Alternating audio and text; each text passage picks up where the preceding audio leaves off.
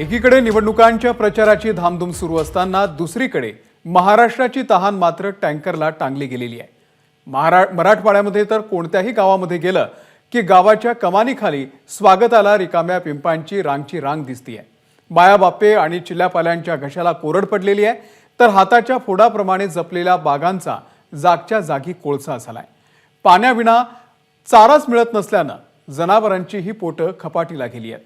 पाहुयात पाणी कसं आटलंय आणि ते डोळ्यात कसं साठलंय हे दाखवणारा कृष्णा केंडे यांचा विषण्ण करणारा हा स्पेशल रिपोर्ट।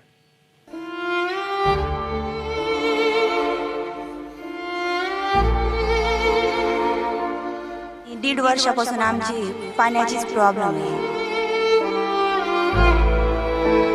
पुरलं तर बचत करावं लागतं, पाण्याला पण बचत करावं लागतं। डोक्याला केस नाही राहिले आमचे पाणी आणून।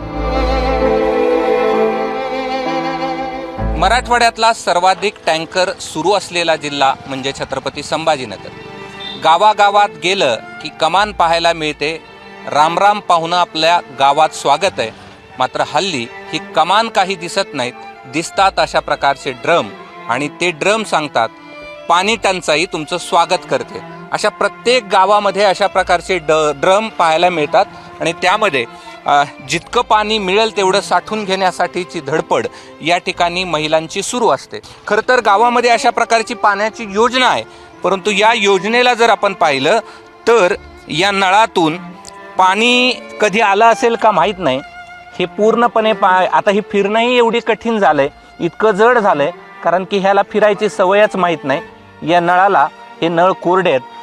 हजारो रुपये, कोट्यावधी रुपये खर्च करून, लाखो रुपये खर्च करून अशा प्रकारची योजना आणली खरी, मात्र ह्या योजनेला विहिरीतच पाणी नाही तर ते नळाला कुठून येणार अशा प्रकारची परिस्थिती आहे।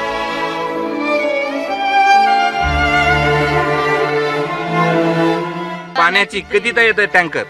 ते 8 दिवसात 8 दिवसात आम्हाला आणि दीड वर्षापासून आमची पाण्याचीच प्रॉब्लेम आहे। मग कसं भागता 8 दिवसात?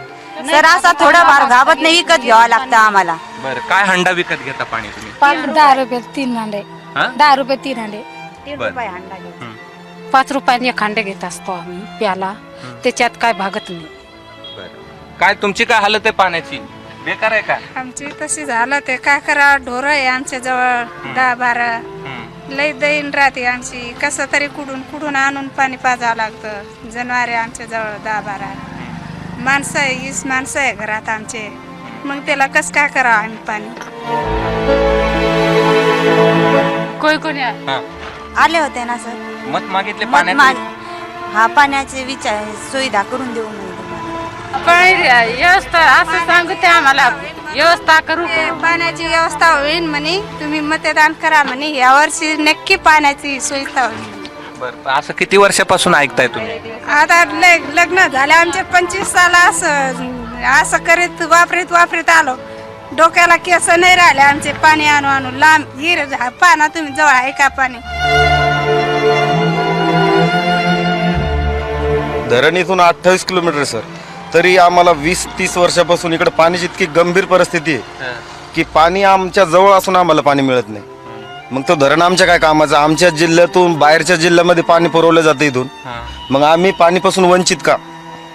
विकत घेता पाणी? हा, विकत बी घ्यावं लागतं काही टाइमवर, विकत बी घ्यावं लागतं। 50 रुपये ड्राम, 50 रुपये ड्रामने घ्यावं लागतं। भरतं का टँकर आल्यावर? नाही, हे एक ते सगळे तुमचेच आहेत का दुसऱ्याचे कुणाचे? मेरे बारे भाई बोले का बोल वाला इसका गाय का बड़ा तेरा वाला जिसमें गाया पूछने लगा भैया कहाँ रहने वाला? ये बालक तो गोला बना है मेल, आगे एक जन पीछे देर चल जाओ जगमेल।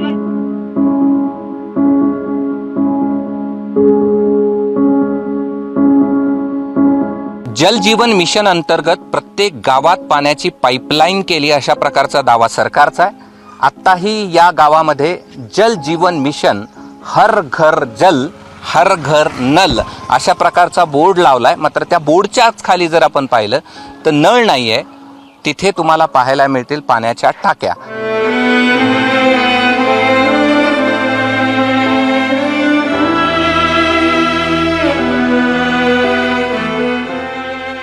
जिथं माणसालाच पिण्यासाठी पाणी नाही तिथं झाडांची काय अवस्था. मी पाचोड मधल्या एका मोसंबीच्या बागेमध्ये आहे आणि पाण्याअभावी ही संपूर्ण बाग जळून खाक झाली आहे. फळं कशी लागली आहेत आणि तिची अवस्था काय हे मी तुम्हाला दाखवतो. थोडंसं बारकाईनं जर आपण बघितलं तर ही फळं मोठी देखील झालेली नाहीत, त्याआधीच ती जळून खाक झालेली आपल्याला पाहायला मिळतात.